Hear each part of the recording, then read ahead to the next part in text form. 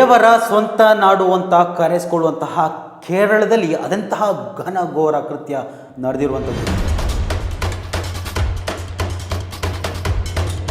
2018ರಲ್ಲಿ ಮಧು ಎಂಬಾತನ ಹತ್ಯೆ ಇದೇ ರೀತಿ ಗುಂಪು ಸೇರಿ ಮಾಡಿದ್ದಾಗಿತ್ತು. ಅದು ಕೂಡ ಒಂದು ರೀತಿಯಲ್ಲಿ ಹಸಿವಿನಿಂದ ಬಳಲ್ತಾ ಇರುವಂತಹ ಅವರ ವ್ಯಕ್ತಿ ರೊಟ್ಟಿಯನ್ನು ಕದ್ದ ಎನ್ನುವಂತಹ ಹೆಸರಲ್ಲಿ ಆತನನ್ನು ಗುಂಪು ಹತ್ಯೆ ಮಾಡಲಾಗಿತ್ತು.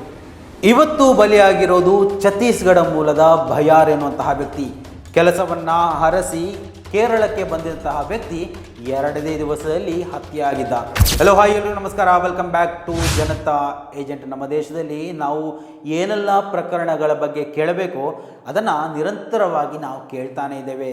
ಕೊಲೆಗಳು, ಹತ್ಯೆಗಳು, ಅತ್ಯಾಚಾರಗಳು ಎಗ್ಗಿಲ್ಲದಂತೆ ನಡೀತಾ ಇದೆ. ಅವೆಲ್ಲದಕ್ಕೂ ಪುಷ್ಟಿ ನೀಡುವಂಥ ಇವತ್ತು ದೊಡ್ಡ ಗುಂಪು ಹತ್ಯೆ ನಡೆದಿರುವಂಥದ್ದು. ಆ ಒಂದು ಶರೀರದಲ್ಲಿ 80 ಭಯಾನಕ ಗಾಯಗಳನ್ನು ಪ್ರಾಥಮಿಕ ಆ ಒಂದು ವರದಿಯಲ್ಲಿ ಉಲ್ಲೇಖ ಮಾಡಿರುವಂಥದ್ದು. ಈ ಒಂದು ವಿಚಾರದ ಬಗ್ಗೆ ಕಂಪ್ಲೀಟ್ ಡೀಟೇಲ್ಸನ್ನು ವಿವರಿಸ್ತಾ ಹೋಗ್ತೀನಿ. ಅದಕ್ಕೂ ಮೊದಲು ಈ ಒಂದು ಚಾನಲನ್ನು ನೀವು ಮೊದಲನೇ ಬಾರಿ ವೀಕ್ಷಣೆ ಮಾಡ್ತಾ ಇದ್ದರೆ ದಯವಿಟ್ಟು ಸಬ್ಸ್ಕ್ರೈಬ್ ಮಾಡ್ಕೊಂಡು ನೋಡಿ. ಮಾತ್ರವಲ್ಲ, ನಿರಂತರವಾಗಿ ಅಪ್ಡೇಟನ್ನು ನಿಮ್ಮ ಮುಂದೆ ತರುವಂತಹ ಪ್ರಯತ್ನಗಳನ್ನು ನಾವು ಮಾಡ್ತೇವೆ. ಇದು ಕೇರಳದ ಪಾಲಕ್ಕಾಡ್ನಲ್ಲಿ ನಡೆದಂತಹ ಘಟನೆ. ನಾವು 2018ರಲ್ಲಿ ಮಧು ಎಂಬಾತನ ಹತ್ಯೆಯನ್ನು ಗಮನಿಸಬಹುದು. ಆತ ಕೂಡ ಇದೇ ರೀತಿ ಗುಂಪು ಹತ್ಯೆಗೆ ಬಲಿಯಾಗಿದ್ದ. ಆತ ಹಸಿವಿನಿಂದ ರೊಟ್ಟಿಯನ್ನು ಕದ್ದ ಅನ್ನುವಂತಹ ವಿಚಾರದಲ್ಲಿ ಸಣ್ಣ ಮಟ್ಟದಲ್ಲಿ ಆರಂಭ ಆಗಿದ್ದಂತಹ ಹಲ್ಲೆ ಕೊನೆಗೆ ಆತನ ಹತ್ಯೆಯಲ್ಲಿ ಕೊನೆಯಾಗಿತ್ತು. ಆ ಒಂದು ಸಂಬಂಧ 5-6 ಜನರನ್ನು ಪೊಲೀಸರು ಅರೆಸ್ಟ್ ಕೂಡ ಮಾಡಿದರು. ಸೊ ಆ ಒಂದು ವಿಚಾರ ಮಾಸುವ ಮುನ್ನವೇ ಇನ್ನು 7-8 ವರ್ಷ ಆಗ್ತಾ ಬಂತು. ಆಗಾಗಲೇ ಮತ್ತೊಂದು ವ್ಯಕ್ತಿಯನ್ನು ಅದೇ ರೀತಿ ಗುಂಪು ಹತ್ಯೆ ಮಾಡಿ ಕೊಂದಿರುವಂಥದ್ದು. ಯಾವ ರೀತಿಯಲ್ಲಿ ನೋಡಿ, ಭಯಾನಕ ಸ್ಥಿತಿಯನ್ನು ನಾವು ಕಾಣ್ತೇವೆ. ಛತ್ತೀಸ್ಗಢದಿಂದ ಕೆಲಸದ ನಿಮಿತ್ತ ಕೆಲಸವನ್ನು ಹರಸಿಕೊಂಡು ತನ್ನ ಕುಟುಂಬವನ್ನು, ತನ್ನ ಮಕ್ಕಳನ್ನು ಬೆಳೆಸೋದಕ್ಕೋಸ್ಕರ ಕೇರಳಕ್ಕೆ ಬಂದಂತಹ ವ್ಯಕ್ತಿ ಯಾವುದೇ ಕೆಲಸಗಳು ದೊರಕಿಲ್ಲ ಎನ್ನುವಂತಹ ಒಂದು ಕಾರಣಕ್ಕೆ ಆತ ಮದ್ಯಪಾನ ಮಾಡಿರ್ತಾನೆ. ಆತ ಮತ್ತೆ ತನ್ನ ಹುಟ್ಟೂರಿಗೆ ಹೋಗಬೇಕಾದಂತಹ ಚಿಂತನೆಯಲ್ಲಿರ್ತಾನೆ. ಆತನಿಗೆ ಹೊಸ ಊರು, ಅಲ್ಲಿ ಯಾವುದೇ ಪರಿಚಯ ಇಲ್ಲ. ಸೊ ದಾರಿ ತಪ್ಪಿ ಈ ಒಂದು ಘಟನೆ ನಡೆದ ಪ್ರದೇಶಕ್ಕೆ ಬಂದಿದ್ದಾನೆ. ಆ ಒಂದು ಪ್ರದೇಶದಲ್ಲಿ ಕಳ್ಳತನ ಸಂಭವಿಸಿತ್ತು. ಸೊ ಆ ಒಂದು ವಿಚಾರಕ್ಕೆ ಸಂಬಂಧಪಟ್ಟು ಜನ ಸೇರಿದರು. ಆ ಜನ ಈ ಒಂದು ವ್ಯಕ್ತಿಯನ್ನು ಗಮನಿಸ್ತಾರೆ. ಈ ಒಂದು ವ್ಯಕ್ತಿ ಕುಡಿದು ಇರ್ತಾರೆ, ಒಂದು ರೀತಿಯಲ್ಲಿ ಹೊರ ರಾಜ್ಯದ ವ್ಯಕ್ತಿ. ಇವರನ್ನು ಗಮನಿಸಿದಂತಹ ಆ ವ್ಯಕ್ತಿಗಳು ಈ ವ್ಯಕ್ತಿಯೇ ಕಳ್ಳತನ ಮಾಡಿದ್ದಾರೆ ಅಂತ ಆತನ ಮೇಲೆ ಹಲ್ಲೆ ಮಾಡೋದಕ್ಕೆ ಆರಂಭ ಮಾಡ್ತಾರೆ. ಸೊ ಆ ಒಂದು ತೀವ್ರವಾದ ಹಲ್ಲೆಯಿಂದ ಮಾತ್ರವಲ್ಲ, ಆತ ಮದ್ಯಪಾನ ಕೂಡ ಮಾಡಿದ್ದ. ಆ ಒಂದು ಕಾರಣದಿಂದಾಗಿ ವಾಂತಿ ಮಾಡಿ ನೆಲಕ್ಕೆ ಬೀಳ್ತಾನೆ. ಸೊ ಆ ಒಂದು ಸಂದರ್ಭದಲ್ಲಿ ಆತನನ್ನು ಅವರು ಗಮನಿಸೋದೇ ಇಲ್ಲ. ಈ ಪೊಲೀಸರು ಬಂದು ಈತನನ್ನು ಆಸ್ಪತ್ರೆಗೆ ಕರೆದುಕೊಂಡು ಹೋಗುವಂತಹ 40 ನಿಮಿಷಗಳು ಆತ ನೆಲದ ಮೇಲೆ ಬಿದ್ದು ಹೊರಳಾಡ್ತಾ ಇದ್ದ. ಕೊನೆಗೂ ಆತನ ಪ್ರಾಣ ಪಕ್ಷಿ ಹಾರಿ ಹೋಗಿತ್ತು. ಪ್ರಾಥಮಿಕ ವರದಿ ಬರ್ತಾ ಇರುವಂತೆ ಆತನ ಮೇಲೆ 80 ಆಳವಾದಂತಹ ಗಾಯಗಳಿದ್ವು. ಅಂದರೆ ಒಂದು ರೀತಿಯಲ್ಲಿ ಆತ ಕಳ್ಳತನ ಮಾಡಿದ್ದಾನೆ ಅಂತ ಆರೋಪವನ್ನು ಇವರೇ ಸ್ವತಃ ಮಾಡಿ ಆತನ ಮೇಲೆ ನಿರಂತರವಾಗಿ ಹಲ್ಲೆ ಮಾಡಿದ್ದಾರೆ. ನಾವು ನಮ್ಮ ಕರಾವಳಿಯಲ್ಲಿ ಗಮನಿಸಬಹುದು. ಅಶ್ರಫ್ ಎಂಬಾತ ವ್ಯಕ್ತಿಯನ್ನು, ಕೇರಳದ ವ್ಯಕ್ತಿಯನ್ನು ಕರ್ನಾಟಕದಲ್ಲಿ ಒಂದು ಕ್ರಿಕೆಟ್ ಪಂದ್ಯಾಟ ನಡೀತಾ ಇರುವಂತಹ ಸಂದರ್ಭದಲ್ಲಿ ಕೆಲವೊಂದು ಗುಂಪು ಆತನನ್ನು ಥಳಿಸಿ ಹತ್ಯೆ ಮಾಡಿತ್ತು. ಇದೇ ರೀತಿಯಾದಂತಹ ಘಟನೆ ಇವತ್ತು ಕೇರಳದಲ್ಲಿ ನಡೆದಿರುವಂಥದ್ದು.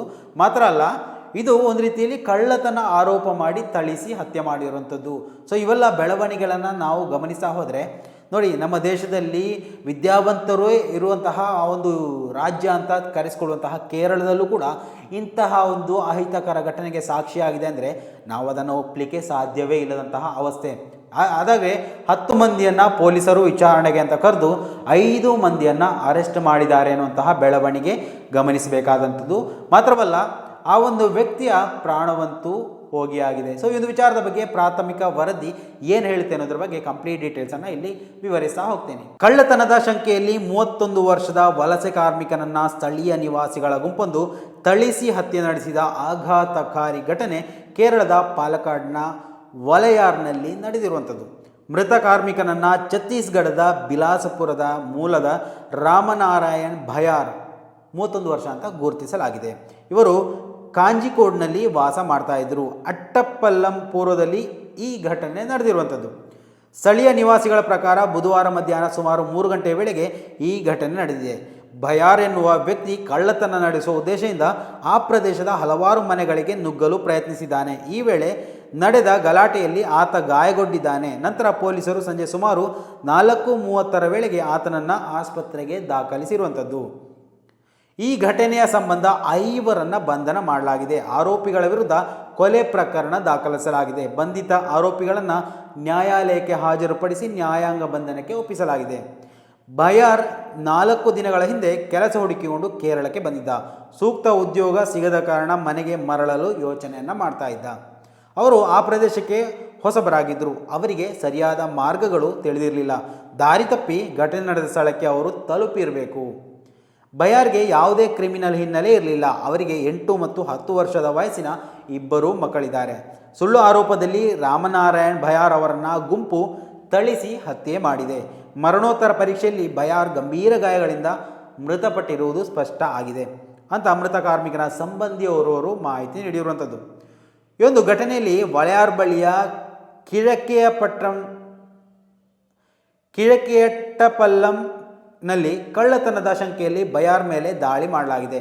ಘಟನೆ ಬಗ್ಗೆ ವಿಸ್ತೃತ ತನಿಖೆ ಕೂಡ ನಡೀತಾ ಇದೆ ಅಂತ ಪೊಲೀಸರು ತಿಳಿಸಿರುವಂಥದ್ದು. ಆರಂಭದಲ್ಲಿ ಭಯಾರ್ ಜಾರ್ಖಂಡ್ ಮೂಲದವ ಅಂತ ಪೊಲೀಸರು ಹೇಳಿದರೂ ಕೂಡ ನಂತರ ಅವರು ಛತ್ತೀಸ್ಗಢದ ನಿವಾಸಿ ಅಂತ ಸ್ಪಷ್ಟನೆ ನೀಡಿರುವಂಥದ್ದು. ಮರಣೋತ್ತರ ಪರೀಕ್ಷೆ ವರದಿಯು ಭಯಾರ್ ಮೇಲೆ ಕೋಲಿಂದ ಕ್ರೂರವಾಗಿ ಹಲ್ಲೆ ನಡೆಸಿರುವುದು ಬಹಿರಂಗವಾಗಿದೆ. ಅವರ ತಲೆಯಿಂದ ಕಾಲಿನವರೆಗೂ 80ಕ್ಕೂ ಹೆಚ್ಚು ಗಾಯಗಳಿವೆ ಅಂತ ತಿಳಿದು ಬಂದಿರುವಂಥದ್ದು. ಮರಣೋತ್ತರ ಪರೀಕ್ಷೆಯ ವರದಿಯು ಅವರು ತೀವ್ರವಾದ ಹಲ್ಲೆಯಲ್ಲಿ ತಲೆಗೆ ಗಾಯಗಳಾಗಿರುವ ಕಾರಣದಿಂದಾಗಿ ಆಗಿದೆ. ಸೊ ಈ ಒಂದು ಕಾರಣದಲ್ಲಿ ಅತೀವವಾಗಿ ರಕ್ತಸ್ರಾವವಾಗಿದೆ ಅಂತ ದೃಢಪಟ್ಟಿರುವಂಥದ್ದು. ಈ ಘಟನೆ ಬಗ್ಗೆ ಸ್ವಯಂ ಪ್ರೇರಿತ ಪ್ರಕರಣ ದಾಖಲಿಸಿಕೊಂಡ ರಾಜ್ಯ ಮಾನವ ಹಕ್ಕುಗಳ ಆಯೋಗ ತನಿಖೆಗೆ ಆದೇಶವನ್ನು ನೀಡಿದೆ. ಈ ಕುರಿತು 3 ವಾರಗಳಲ್ಲಿ ವರದಿ ಸಲ್ಲಿಸುವಂತೆ ಪಾಲಕ್ಕಾಡ್ ಜಿಲ್ಲಾ ಪೊಲೀಸ್ ಮುಖ್ಯಸ್ಥರಿಗೆ ನಿರ್ದೇಶನವನ್ನು ಕೂಡ ನೀಡಿದೆ. ಈ ಒಂದು ಹತ್ಯೆಯು 2018ರಲ್ಲಿ ಹಸಿವಿನಿಂದ ರೋಟಿ ಕದ್ದ ವಿಚಾರದಲ್ಲಿ ಗುಂಪು